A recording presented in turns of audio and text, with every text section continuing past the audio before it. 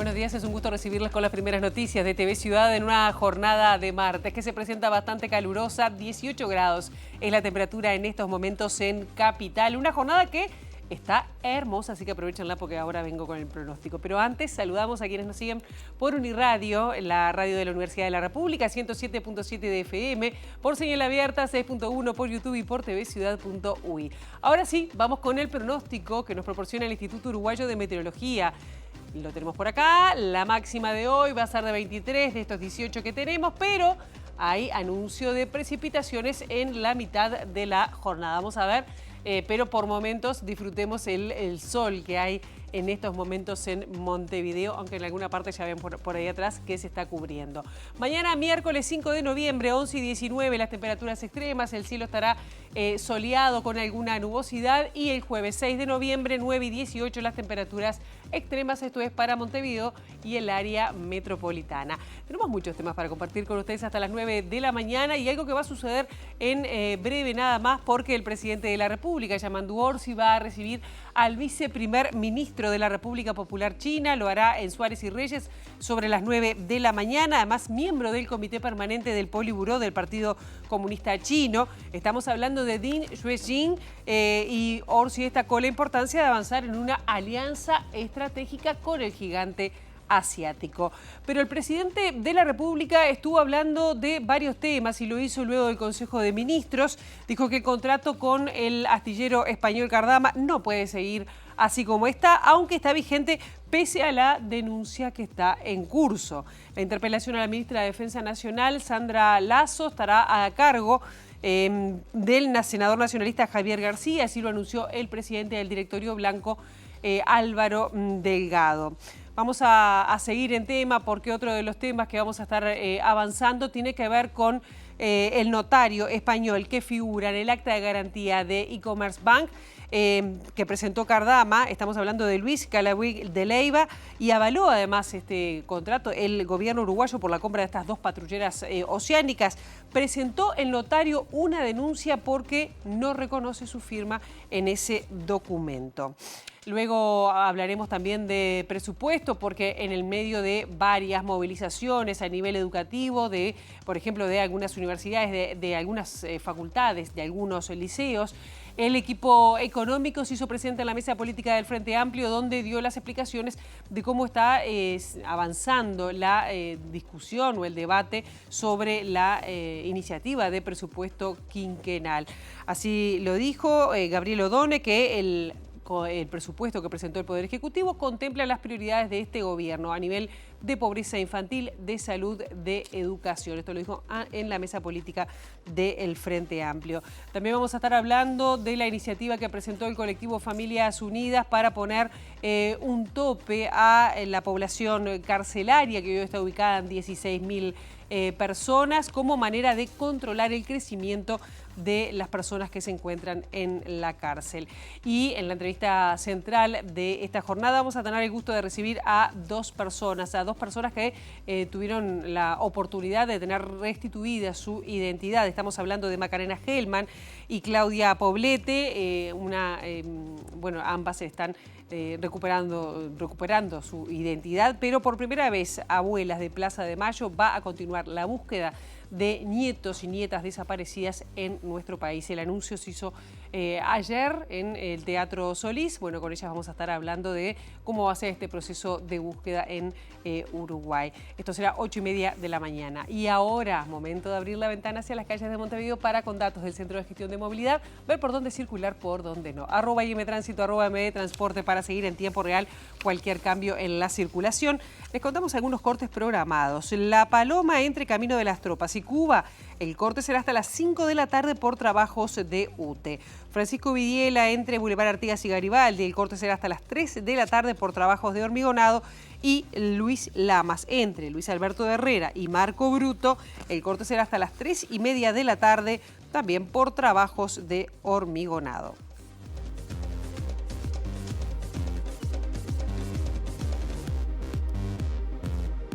Recién les adelantábamos de la presencia en Uruguay. Llegará en estos momentos, de un momento a otro, el viceprimer ministro de la República Popular China para visitar a nuestro país y será recibido por el presidente de la República, Yamandu Orsi. El presidente habló sobre la posibilidad de avanzar en una alianza estratégica con el gigante asiático y la posibilidad de un TLC, pero que será un proceso largo. Más importante que los nombres o las siglas o los títulos que le pongamos es no dejar de avanzar.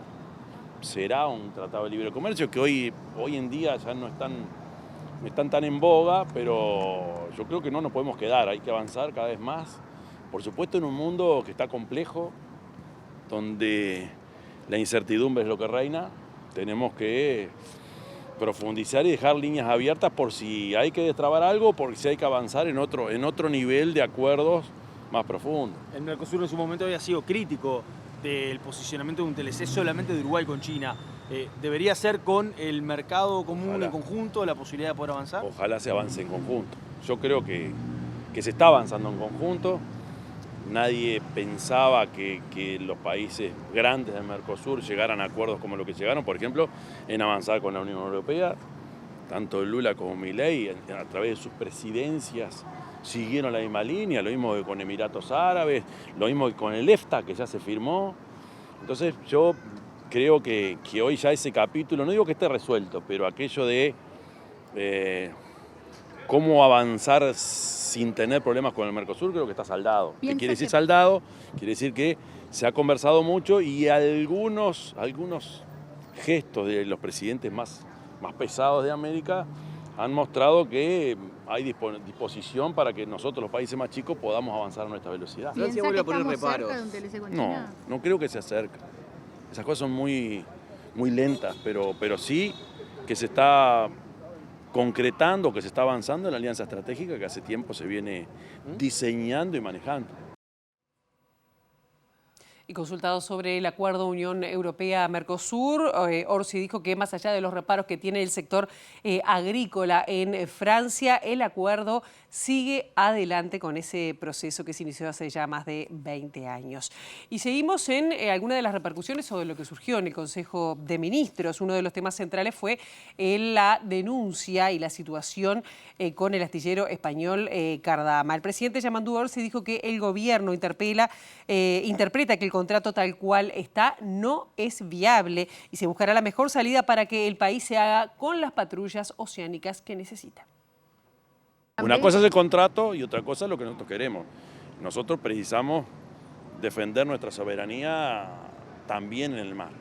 Y eso no hay dos lecturas, por suerte, a nivel tanto de gobierno como oposición. Y buscaremos la mejor fórmula, buscaremos la mejor salida, sabiendo que son obras que llevan tiempo y que por lo general no son baratas. Quería preguntarle, en el marco de esta actividad de derechos humanos... La idea es, así como está, no. ¿Qué tendría que cambiar? Bueno, no sé. Presidente, El contrato así como está no ofrece... ¿Si se presenta otra garantía? Es una parte de una historia que es bastante más larga, profunda y con más componentes.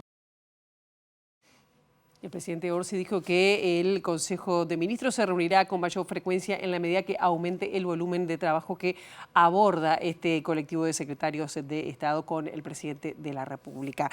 El notario español que presentó, cuya firma estaba en el contrato de la garantía de Cardama, presentó una denuncia penal ante la Policía de España por falsificación de su firma, ya que no la reconoce.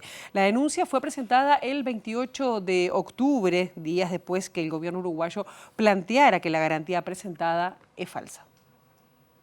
El notario español Luis Calauch de Leiva presentó la denuncia ante la Dirección General de la Policía Española tras conocerse que Eurocommerce Bank es una empresa fantasma, según informó el Colegio Notarial de Valencia al medio local Crónicas del Este. El semanario Búsqueda publicó previamente que el estudio del Piazo, contratado por el Estado uruguayo, le llamó la atención que la garantía estaba firmada por Alex Walsh y no tenía traducción ni tampoco certificación. Solo estaba acompañada de un acta elaborada por un notario español llamado Luis Calauch de Leiva, en la que decía que Walsh tenía tenía potestades para firmar un documento de garantía que valía 4 millones de euros. A su vez, alguien de nombre Francisco Sabater Cabanés se presentó ante el Ministerio de Defensa y garantizó que Walsh tenía facultades para firmar el aval en representación de Eurocommerce. El propio Calabuch señaló búsqueda que el documento no fue firmado por él y que es posible que fuese una falsificación. Hace un año, previo a concretarse la garantía, que ahora derivó en una denuncia, el estudio del Piazo había informado al Ministerio de Defensa que no podía acreditar la representación para firmar la garantía de Alex Walsh. El informe del estudio jurídico dice que no había un documento sin apostillar ni certificar y que solo se adjunta un certificado notarial emitido por un notario español que no certifica la misma, sino que señala que el documento es lícito. Del Piazo agrega que no surge de la documentación que el señor Alex Walsh pueda representar a la sociedad Eurocommerce Ltd. El senador Javier García del Partido Nacional será el miembro interpelante en la interpelación que van a llevar adelante con la ministra de Defensa Nacional, Sandra Lasso. Los nacionalistas entienden que García es la persona que más sabe del tema porque cuando él estaba al frente del Ministerio de Defensa fue que se inició todo el proceso de compra de estas 2 patrulleras oceánicas. Se hicieron las consultas con el resto de la oposición y hubo, en ese sentido, conformidad que se hiciera en el Senado y que le hiciera, obviamente, el senador Javier García, que además fue ministro de Defensa, como fue en su gestión donde se empezó todo el procedimiento para que Uruguay pudiera tener las patrullas oceánicas y se hizo, en este caso, la adjudicación. Siendo ministro de Defensa, Javier García, pocos como él conocen este tema y la necesidad de que la Fuerza Armada viene reclamando y la Armada hace más de 20 años este tema y por primera vez Uruguay estaría en condiciones de tenerla si este gobierno no rescinde el contrato. Y por su parte, el presidente del Frente Amplio, Fernando Pereira, dijo que a partir de la resolución que tome la Junta de Transparencia y Ética Pública, la JUTEP, que será el jueves respecto a la situación del presidente de ACE, Álvaro Danza, se tomarán decisiones, aunque no confirmó si eso significa que el jerarca abandone la actividad privada. Pereira defendió el trabajo como profesional de Danza, como titular de ACE, enfatizó que no existe ningún informe o documento que demuestre que su actividad es ilegal y destacó que Danza es objeto de una persecución política. Él no tiene un kiosquito, no tiene varios kiosquitos. Es un médico especializado, grado 5, en enfermedades autoinmunes. Tiene pacientes, hombres y mujeres, niños y niñas, que se atienden con él y que confían en él. Acá el tema no es de origen económico, lo quieren hacer ver como de origen económico, pero lo que le están pidiendo a Danza es que abandone la profesión médica. Y eso Danza no lo puede aceptar desde ningún punto de vista, ni ningún especialista. Ni Uruguay se puede dar el lujo de perder un médico tan calificado para los pacientes que atiende. Pero no hay intereses que se superponen. Siendo médica de un lugar, usted dice que una médica del CASMU tiene subordinación con el CASMU, usted dice que un trabajador del CASMU, yo, más que cosas absurdas que se han dicho y descalificaciones absurdas, defiendo la profesión de Danza. Si el informe de la JUTEP es contrario a lo que sostiene el gobierno, ¿qué va a pasar con él? Bueno, tomaremos decisiones. Naturalmente nosotros no vamos a ir contra cuestiones que pudieran violar la ética pública, pero el doctor Danza hizo todo lo correcto. Consultó a un estudio jurídico de los más prestigiosos en este tipo de derechos. Hay un informe claro del Ministerio de Salud Pública. Acá en el Uruguay la inconstitucionalidad no la declaran ni los políticos ni los parlamentarios, lo declara solo la Suprema Corte de Justicia. O sea, el grito de es inconstitucional a mí me tiene cansado. Y como bien dicho, si hay cansado hay que descansar. Pero lo que le digo con esto es, ¿dónde está el documento probatorio de que esta actividad es violatoria de la Constitución? Yo no lo he visto en ningún lado. ¿Dónde está que no puede ejercer la profesión médica? No la de gerenciar una empresa, la de la profesión médica, para la que estudiaste, con lo cual el ataque a Danza es más una persecución a un hombre del Frente Amplio que una persecución a un gestor que ha logrado que haya medicamentos en los hospitales y en las policlínicas, que ha logrado bajarla del tiempo de espera, que ha instalado los tomógrafos donde estaban tirados, y esa es la verdad que hay que empezar a revelar. Las autoridades del Ministerio de Economía y Finanzas, encabezadas por Gabriel Odone, el ministro, concurrieron a la mesa política del Frente Amplio para hablar y analizar sobre el avance de la discusión del presupuesto quinquenal en el Parlamento. El ministro señaló que el presupuesto contempla las prioridades que tiene el Frente Amplio, que tiene este gobierno respecto a estos 5 años, como son la pobreza infantil, la salud y la educación, y las reasignaciones van en ese sentido. El Poder Ejecutivo, en primer lugar, definió un proyecto presupuestal que está financiado, no va a haber mensaje complementario, por lo tanto todas las reasignaciones van a tener que tener lugar a partir del perímetro presupuestal. Eso es una iniciativa y una prerrogativa de los señores legisladores, sabiendo que las prioridades del Poder Ejecutivo, por lo tanto del Gobierno del Frente Amplio, son estrictamente infancia, seguridad, infancia y adolescencia, seguridad, los temas de salud, los temas de educación, y por lo tanto presumimos que las modificaciones que van a tener lugar, en todo caso, pretendan reafirmar estos lineamientos. ¿Y qué va a pasar con educación? Hay varias facultades ocupadas pidiendo más presupuesto. Bueno, eso es parte de lo que los señores legisladores van a tener que ir resolviendo. Como yo decía antes, el perímetro presupuestal es el que está establecido y por lo tanto lo que hay en este momento son negociaciones para poder hacer reasignaciones presupuestales que contemplen alguna de estos pedidos. Por supuesto van a estar lejos de lo que son las aspiraciones legítimas de las personas vinculadas al sistema educativo, en particular al sistema universitario, pero en principio entiendo que los señores legisladores están discutiendo alternativas. ¿Puede haber alguna reasignación en temas de fiscalía? Bueno, eso, insisto, esto es una prioridad que los señores legisladores van a tener establecido. Para nosotros como Poder Ejecutivo lo importante es decir, uno, el perímetro es el que es, segundo, las prioridades de reasignación deberían contemplar lo que el Poder Ejecutivo ha puesto sobre la mesa, infancia y adolescencia, seguridad, educación, salud, y por lo tanto en ese contexto la decisión o la palabra final la van a tener los señores legisladores. El secretario de Presidencia, Alejandro Sánchez, criticó una iniciativa de la oposición de incorporar a la ley de presupuesto 80 millones de pesos para políticas destinadas a personas con discapacidad, ya que no establece la vía de financiamiento. Confía en que el Senado lo resolverá y más allá de eso, Sánchez dijo estar contento con la marcha de la discusión presupuestal. Estamos muy contentos porque creemos que el país ha avanzado y ha consolidado una política económica que ha tenido un amplio respaldo del espectro político, porque eso lo denota la votación en general de más del 80% de los legisladores de la Cámara de Representantes, lo cual habla que el conjunto mucho más amplio de los votos que tiene el Frente Amplio hoy respaldan la política económica que está llevando adelante el gobierno de Yamandu Orsi. Y también es verdad, algo que diría yo es poco frecuente, o diría más bien nunca ha sucedido. En este caso, la Cámara de Diputados votó un conjunto de asignaciones para la inclusión en el área de ANEP que no tienen un financiamiento. ¿Qué es lo que dice la Constitución de la República? La Constitución de la República es clara al respecto, que en el transcurso de las leyes de presupuesto, el Parlamento de la República no puede aprobar gastos sin decir de dónde salen esos recursos, ¿no? Este es un mecanismo que existe, que lo que protege justamente es al país de que el Parlamento no vote gastos que no tengan un respaldo, que serían gastos que no van a poder llevarse adelante porque no hay financiamiento de ellos. Efectivamente pasó de esa manera, no con los votos del Frente Amplio, sino con los votos de la oposición, que se votaron un conjunto de artículos que no están financiados, que ascienden a 80 millones de pesos, que es un tema que tiene que resolver ahora el Senado de la República, porque no puede salir del Parlamento un gasto que no tiene financiamiento. Esto como cualquiera de nosotros, si vas a ir a comprar a un almacén o a un supermercado, si no tenés saldo en la tarjeta no puedes comprar nada.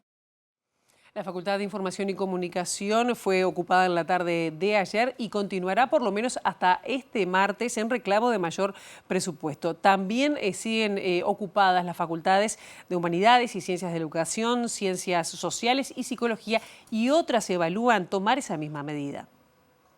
La ocupación parte de una preocupación que tenemos como estudiantes, porque apuntamos a que esta universidad sea accesible y pública realmente, y para eso entendemos que necesitamos de presupuesto. Y entendemos que esta lucha es significativa siempre y cuando sea coordinada y en conjunto. De que en realidad no somos nosotros solo los estudiantes de la FIC que estamos preocupados, somos todos los estudiantes de la universidad que estamos profundamente preocupados por esta asignación presupuestal. Y si sois positiva, ojalá haya más resignaciones. Siempre bienvenidas las resignaciones que hubieron en diputados, en realidad, nada, las agradecemos, pero entendemos que tampoco son suficientes para la meta a la que queremos llegar, que es el plan estratégico que la UDELAR presentó, que es con la plata que es la plata que la universidad necesita para funcionar bien.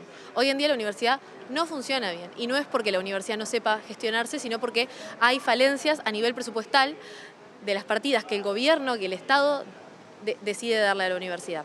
Hoy nuestra ocupación es intergremial, porque no solo los estudiantes estamos preocupados por nosotros, por nuestras trayectorias, estamos preocupados por nuestros docentes que están precarizados, y ellos están preocupados por ellos y por nosotros, y por los funcionarios que tampoco les da. El Poder Ejecutivo reglamentó la gestión de residuos producto de obras de construcción y de reforma. Según dice el gobierno, este tipo de residuos contribuye en gran medida a la generación de residuos totales que se generan a nivel nacional y deben gestionarse de manera que no afecten el ambiente. El decreto firmado por el presidente Yamandu Orsi y las ministras Lucía Echeverri y Tamara Paseiro indica que las obras de construcción, reforma o demolición deberán minimizar la generación de residuos y gestionarlos promoviendo su valorización de manera que no se afecte el ambiente. Los proyectos de obras procurarán la durabilidad de las infraestructuras y de los elementos que las integren, facilitando desde el diseño los procesos de mantenimiento y desconstrucción a efectos de promover el reuso de materiales y la reducción de la generación de residuos. Quedan excluidas del decreto las obras menores de reparación doméstica que se realicen en viviendas unifamiliares o locales comerciales con un área inferior a 250 metros cuadrados siempre que no incluyan la demolición total de la infraestructura edilicia existente. El texto define 3 categorías de residuos: generales, constituidos por residuos de embalaje y de oficina, generados en las actividades comprendidas, así como los derivados de la presencia de los trabajadores en la obra; específicos,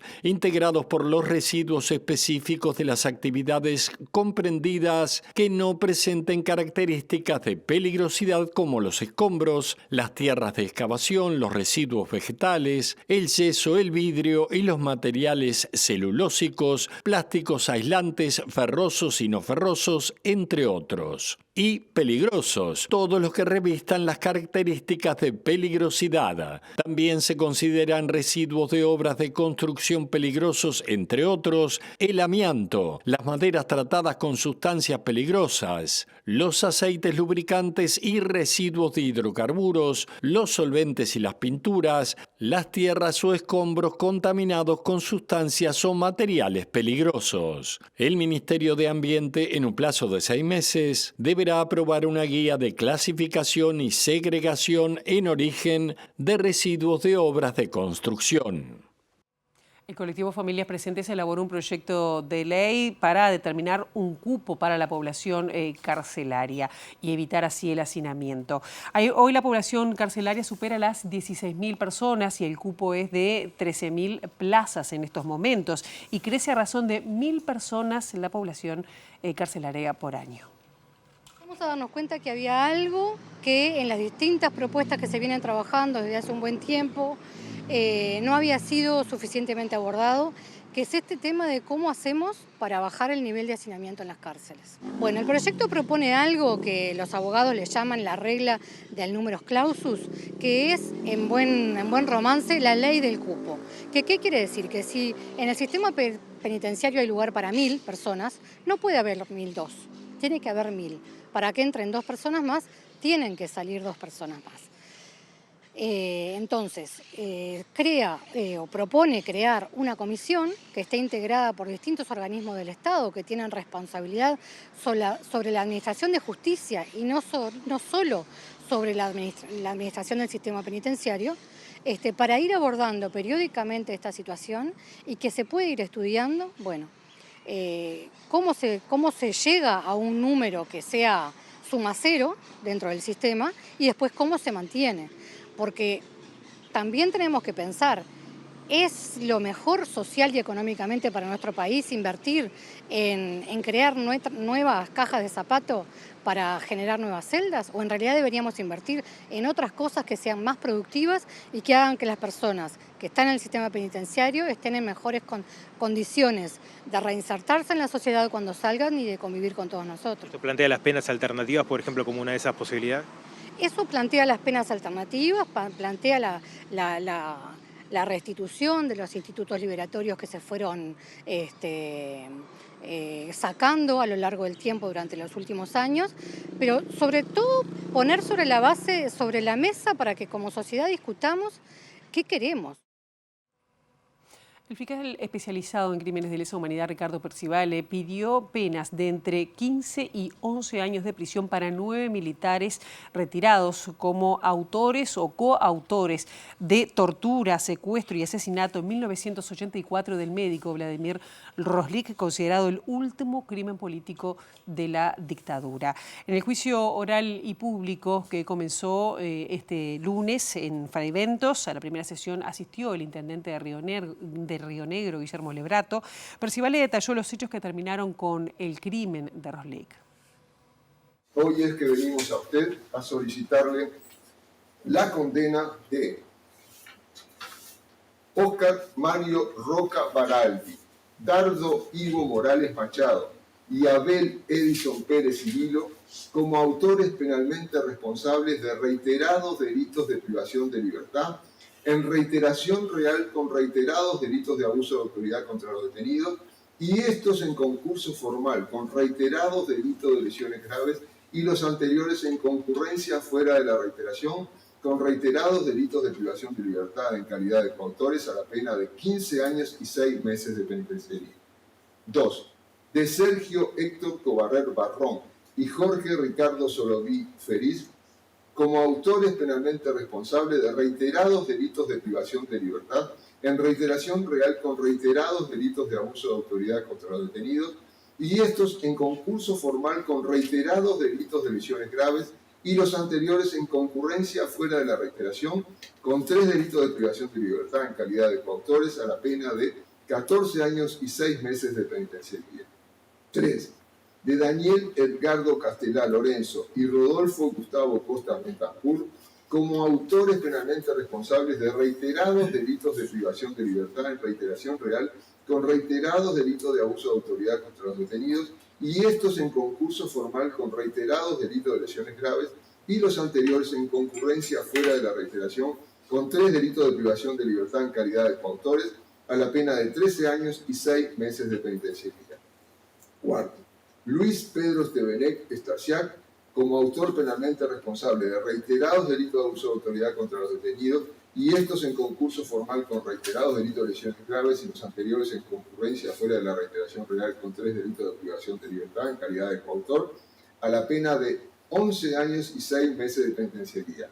Y 5. Eduardo Sáenz Pedrini como coautor penalmente responsable de reiterados delitos de abuso de autoridad contra los detenidos, y estos en concurso formal con reiterados delitos de lesiones graves, y los anteriores en concurrencia fuera de la reiteración con reiterados delitos de privación de libertad a la pena de 13 años de penitenciaría.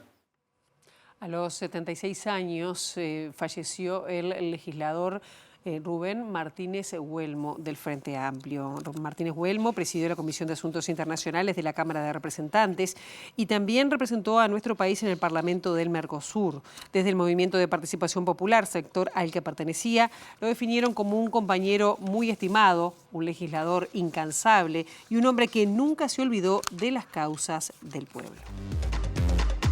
En el segundo bloque de MBD Noticias vamos a estar hablando sobre una iniciativa porque las abuelas de Plaza de Mayo cruzaron el charco y ahora van a comenzar la búsqueda de nietos, de nietas en nuestro país. Para hablar de estos temas justamente estamos recibiendo a 2 personas que, tienen restituida su identidad. Macarena Hellman y Claudia Poblete, gracias por estar aquí. Un gusto. Bueno, ¿cómo es esta iniciativa y cómo es que se involucran personalmente también en esto para que otras personas nacidas en la década de los 70 puedan también, bueno, recuperar su identidad perdida o arrebatada? Macarena. Efectivamente. Bueno, esta iniciativa es una iniciativa que no es original de este momento, sino que en realidad Abuelas desde hace mucho tiempo, en coordinación con la Comisión Nacional por el Derecho a la Identidad, que es un organismo argentino estatal, justamente que aborda esta temática, y también junto a la sociedad civil se organizó esta red por el derecho a la identidad. La red tiene presencia en todas las provincias en Argentina, pero también en algunos países de Europa, porque los nietos y las nietas empezaron a encontrarse en otros países del mundo, ya sea en el caso nuestro y de la región, por el accionar de las fuerzas represivas en la época, o en Europa, en Estados Unidos, en Canadá, por la migración posterior. En este caso, digo, y puede suceder acá también, pensamos que pueden haber otras personas que como en nuestros casos hayan sido apropiados en esa situación, o sea, por el accionar de las fuerzas que estaban coordinadas en la región en esa época, o que en épocas de crisis, por ejemplo, o no, puedan haber migrado y encontrarse en el país. Entonces, tiene mucho sentido, dado que la red tiene esta presencia, que hubiera alguna instancia aquí donde, bueno, estamos muy cerquita y la coordinación fue muy estrecha. Entonces, esa es la base como para instalar acá este nodo y a través de la instalación del nodo difundir la búsqueda en el país a nivel de todo el territorio nacional. Claro, ahora vamos a ir con los detalles de cómo se va a crear esta red, pero en el caso de ustedes, si no me equivoco, a Claudia no la estoy conociendo ahora, pero en el caso de ustedes, bueno, Macarena, te trajeron de Argentina, ahí hay un hecho de que, y te encontraron acá. En el caso tuyo tenés raíces en Chile, y sí, te encontraron en Argentina. Sí, Son parte de estos casos. Claro, sí, mi papá era chileno, pero bueno, fue desaparecido en Argentina junto con mi madre. Yo tenía 8 meses al momento de la desaparición de ellos dos y fui secuestrada junto con ellos y entregada a un militar en Argentina que me crió como su hija biológica durante casi 21 años, hasta que las abuelas me encontraron. La verdad que Abuelas hace más de 48 años, hace poquito cumplió 48 años de búsqueda y desde siempre las abuelas buscaron esta colaboración internacional, ¿no? Desde el principio hay un vínculo con Uruguay en particular, pero con otros países también, y hay muchas familias uruguayas que buscan a sus familiares desaparecidos en Argentina y viceversa, con los cuales se ha creado un vínculo que, bueno, que trasciende, ¿no?, la geografía, ¿no? La verdad que siempre hemos sentido desde allá que hay mucho trabajo por hacer acá y la verdad que esta es una oportunidad hermosa de poder concretar eso en una iniciativa y más llevada a cabo por Macarena, que bueno, que para Abuelas es una nieta. ¿Cómo no? Además, bueno, estos 48 años que se cumplieron este año, son 140 las restituciones de identidad que cuenta Abuelas, hay 300 por lo menos más. Exacto. Niños, niñas que hoy son hombres y mujeres que deberían estar reconociendo, ¿no?, su identidad. Me imagino que apuntan a personas que nacen en la década del 70, que margen, digo, para que quienes nos están escuchando, y que tienen dudas sobre su identidad. Eso es importante. ¿Ustedes las tenían también? Eso también les pregunto. Yo, bueno, en mi caso particular, yo tenía dudas de ser hija biológica de las personas que me estaban criando porque era un matrimonio mucho mayor, tenían alrededor de 50 años en el 78 cuando se quedaron conmigo, con lo cual yo sospechaba no ser hija biológica de ellos en mi adolescencia, pero bueno, como fui criada por un militar no tenía mucha idea de lo que había pasado en la época de la dictadura en Argentina y si tenía una idea era una idea muy sesgada, ¿no? Entonces no llegué a preguntarme por la posibilidad de ser hija de desaparecidos, a mí me tuvieron que encontrar las abuelas. Pero hoy por hoy sí, la búsqueda apunta a las personas nacidas entre el 75 y el 83 aproximadamente, personas que hoy por hoy rondan los 47, 48, 49 años, que pueden tener hijos e hijas también. Es otro pilar de la búsqueda de abuelas, esos bisnietos y bisnietas de abuelas que hoy por hoy ya algunos serán adolescentes y también pueden impulsar la búsqueda de sus padres, ¿no? Si ellos también ven algo en sus familias que a veces es muy difícil encarar una duda tan profunda como la duda sobre la propia identidad, y muchas veces nuestros hijos nos pueden ayudar también, así que la difusión ayuda para que esa generación también se vea involucrada de alguna manera. Claro.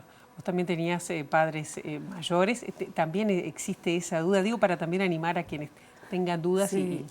Bueno, en mi caso no llegué a tener las dudas, me encontraron antes y en realidad una cosa a destacar es que yo, más allá de la investigación que conduzco a saber que podía estar en Uruguay, fui encontrada en definitiva, localizada donde estaba en ese momento por una campaña pública. Y es, bueno, esta idea además que se traslada a la red, porque las abuelas en algún momento, cuando los nietos empezamos a crecer, se dieron cuenta que podíamos acercarnos por voluntad propia. Entonces, ahí, con toda esa difusión sobre la búsqueda y esa invitación a acercarnos a abuelas, creo que es un mecanismo que ha dado resultados y bueno, que esperamos que los dé acá también. ¿Cómo es la conformación de esta red? ¿Dónde se tienen que comunicar? ¿Se hacen pruebas de ADN o hay un proceso? Porque hay un proceso que es un poco largo. Está bueno para que se conozca cómo es, no sé. Sí, bueno, la idea es que en realidad nosotros lo que tratamos de hacer es facilitar que las personas que tienen dudas o también quienes quieren aportar información, porque hay también ese aspecto, ¿no? En nuestros casos fuimos encontradas a través de investigaciones, no fue que nos presentamos por motus propio.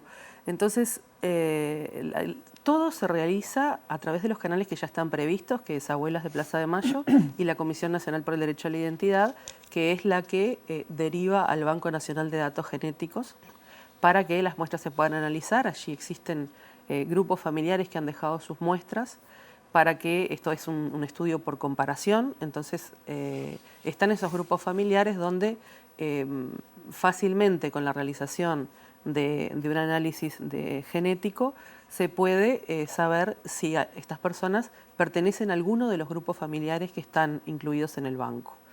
Inclusive, en el caso de no dar, porque bueno, la mayor parte de los casos son los que no se resuelven y que bueno, que resultan de otras situaciones, o bueno, quizás inclusive pudiera sumarse algún caso más adelante si lo justifica.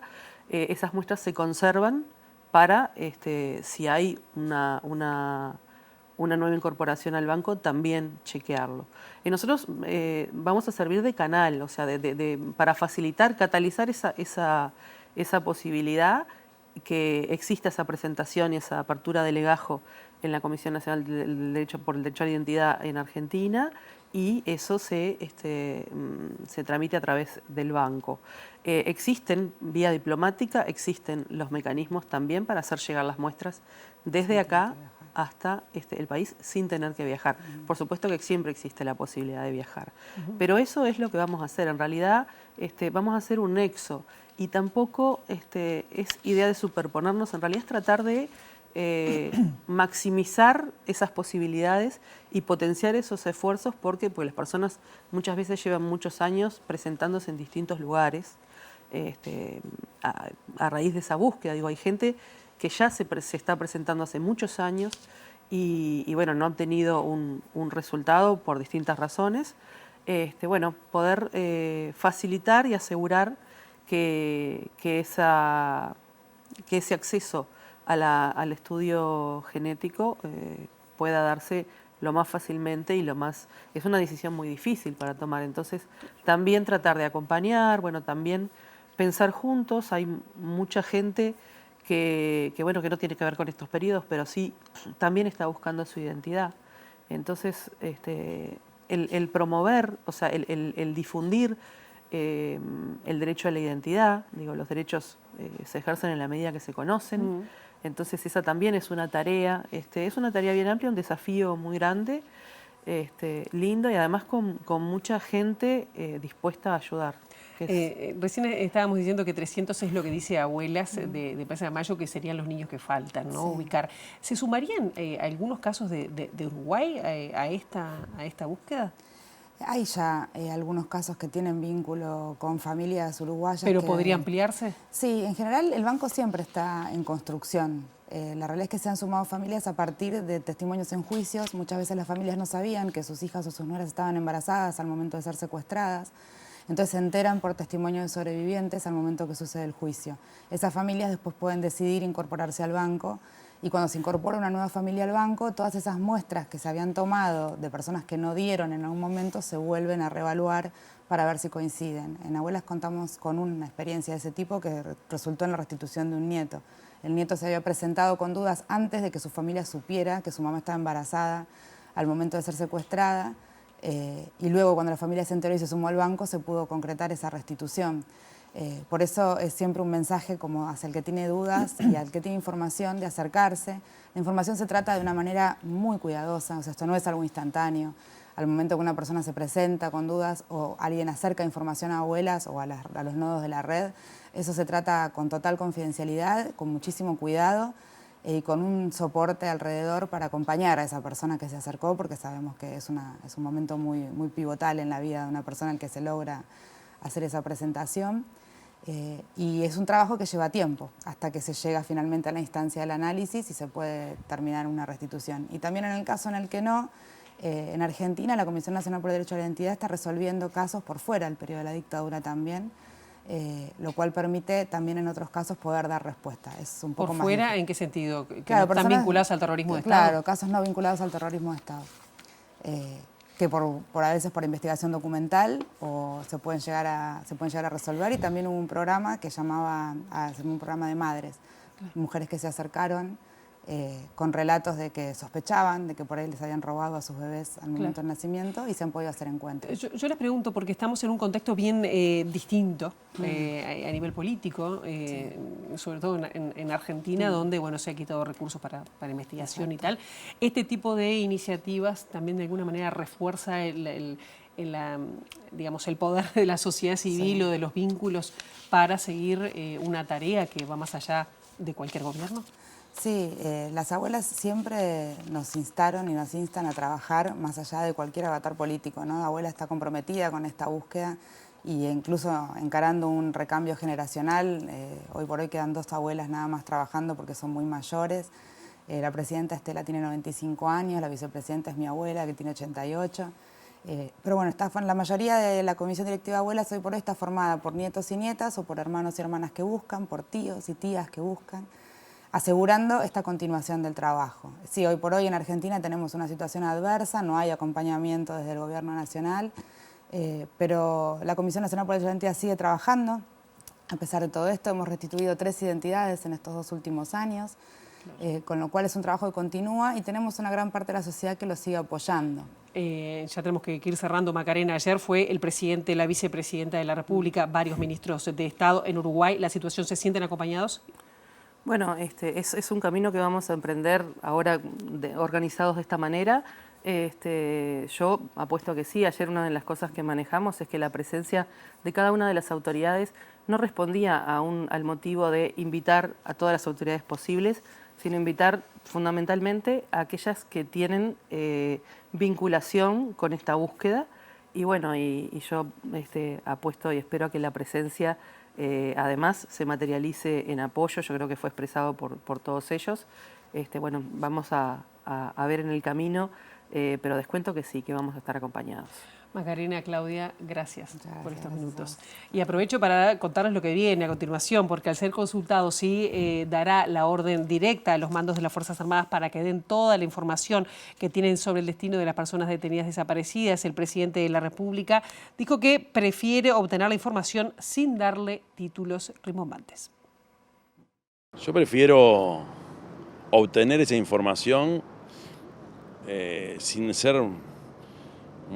dar títulos muy rimbombantes y le di la orden. Yo le puedo dar la orden. Y yo creo que hay que avanzar. Todos los meses tenés noticias de que se puede avanzar por acá, por allá. Hasta ahora no hemos tenido un mayor éxito. Se sigue buscando.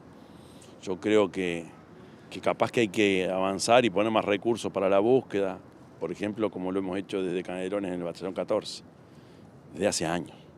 Pero los resultados, si bien ha sido algunos, son una luz de esperanza, son magros para la magnitud de la tarea, ¿no? Recursos económicos, entonces. Nosotros, por ejemplo, pongo el ejemplo de lo que me tocó a mí en Canelones. La máquina y los trabajadores en el batallón 14 eran de la Intendencia. Sí nos piden, porque tampoco es poner 50 máquinas, eso lo sabemos. Hay que trabajar muy bien con el equipo de antropólogos, pero también a veces hemos recibido noticias y después resulta que son falsas, o se generan expectativas que no son reales. Entonces, es cierto que lo bueno sería que si se tiene información, que a partir de una orden esa información caiga. Hasta ahora no se ha tenido mayores resultados, o por lo menos los resultados son muy escasos. Durante todo el mes de noviembre y diciembre se va a llevar a cabo un ciclo de películas uruguayas recientemente estrenadas. Los largometrajes se exhiben en las salas descentralizadas y la actividad es organizada por la Intendencia de Montevideo. La propuesta es una invitación a celebrar el cine uruguayo acercando al público producciones nacionales enfocadas en historias que nos atraviesan. La función de apertura fue el sábado pasado en el Centro Cultural Álvaro Bayo, donde se proyectó Montevideo Inolvidable, el documental de Alfredo Guerra, en que a partir de testimonios de arquitectos, urbanistas y especialistas, la película invita a reflexionar sobre la preservación del patrimonio edilicio montevideano. Se vuelve a exhibir el jueves 20 a las 20 horas en la sala Jorge Lazaroff. Otra película destacada del ciclo es Perros, dirigida por Gerardo Minuti, que participó en la sección oficial del Festival de Málaga y tuvo su estreno en 2025. Se proyecta el jueves 13 en la sala Lazaroff, el viernes 14 en el Centro Cultural Casa de la Pólvora, el sábado 15 en el Centro Cultural Álvaro Bayo, el jueves 20 en el Centro Cultural Terminal Goes y el viernes 21 en el Centro Cultural Mercado Victoria.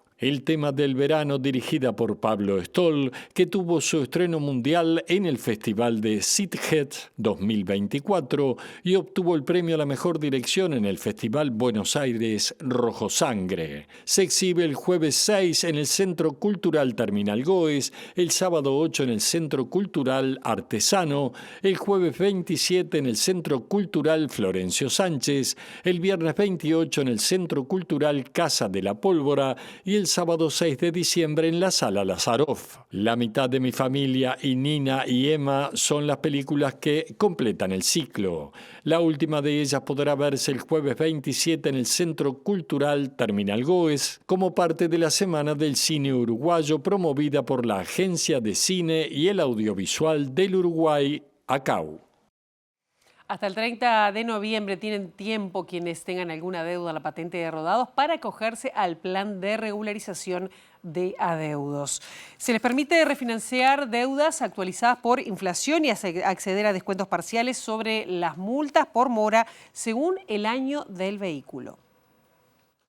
Según informa el SUSIBE y el Congreso de Intendentes, el plan anunciado es una herramienta para facilitar la cancelación de obligaciones impagas generadas hasta el 31 de diciembre de 2024. Los pagos podrán realizarse hasta en 36 cuotas mensuales con un valor que no podrá ser inferior a 130 unidades indexadas, lo que al valor actual de la UI representa 828 pesos al mes. Para adherirse es obligatorio firmar un acuerdo en cualquier intendencia a través de SUSIBE y no tener convenios tributarios impagos. Las deudas se reliquidarán sin sanciones y se actualizarán por índice de precios del consumo hasta diciembre de 2024. En relación a las multas por mora, se aplicarán los siguientes porcentajes. Para los vehículos del año 2012 a 2016 se suma el 50% de las sanciones generadas. En tanto, para los vehículos de 2017 en adelante se suma el 75% de las sanciones generadas. A su vez, si existen créditos a favor, se descontarán del monto final. Otra condición es que para autos anteriores al año 2012, la reliquidación no podrá superar el 30% del precio del vehículo. Para coches con patente del 2024, calculada por valor mercado, se toma ese mismo monto, mientras que para los vehículos no unificados en SUSIBE se toma 25 veces el valor de la patente del 2024, con un mínimo de 50.000 pesos. Por otra parte, mientras esté vigente el plan de regularización, se exonerarán los costos de reempadronamiento, incluyendo matrículas y documento de identificación vehicular para quienes realicen el trámite y estén al día con las cuotas del plan. Por más información, los interesados se pueden comunicar con SUSIBE o el Congreso de Intendentes. Ahora el foco está en Suárez y Reyes, en la Casa Presidencial, donde se aguarda de un momento a otro la llegada del viceprimer ministro de la República Popular China, que se va a reunir con el presidente de la República. Con este tema está nuestra compañera Abril Mederos. Abril, muy buenos días, ¿qué novedades? Buen día, Pilar. Exactamente, estamos en la residencia de Suárez y Reyes a minutos de que se le dé entrada a la delegación del gobierno chino que visita al país y se va a reunir con el presidente de la República, Yamandu Orsi, una delegación china presidida por su primer viceministro en el marco de lo que son los acuerdos comerciales, el intercambio comercial entre el gigante asiático y Uruguay. Ese sería presuntamente el motivo de este encuentro. Ustedes escuchaban más temprano al presidente Orsi consultado ayer en rueda de prensa en relación a la necesidad de incentivar acuerdos comerciales con China, ya sea de manera bilateral o a través de un tratado de libre comercio o eventual intercambio con el Mercosur en modo de bloque. Vamos a estar ampliando lo que ocurra en este encuentro que va a tener inicio alrededor de las 9:15 horas. Ahora volvemos a ustedes.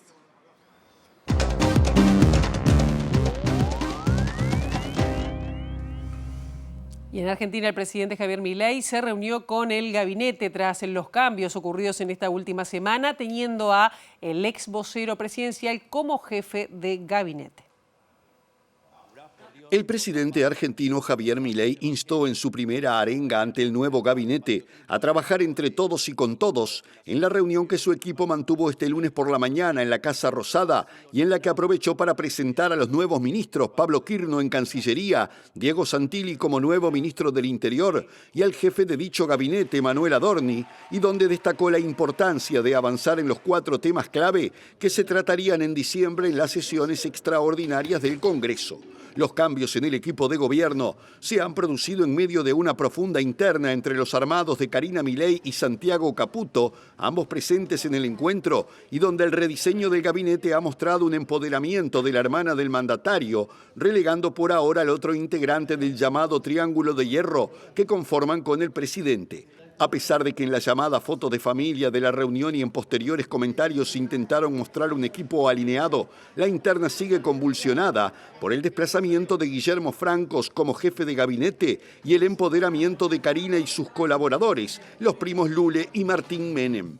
Durante el encuentro, que se prolongó por poco más de 1 hora, cada ministro hizo un raconto de la gestión y dio detalles de los futuros planes, aunque el mandatario hizo hincapié en que son tiempos de avanzar en los 4 temas claves previstos para el debate de las extraordinarias. En declaraciones a la prensa acreditada, Santilli, flamante titular de la cartera política, confirmó que el jefe de Estado planteó las reformas estructurales que se comprometieron en campaña y que son importantes para Argentina, como presupuesto y modernización laboral para sacar de la informalidad a millones de trabajadores, la fiscal para bajar impuestos y el Código Penal, que es muy importante, según dijo.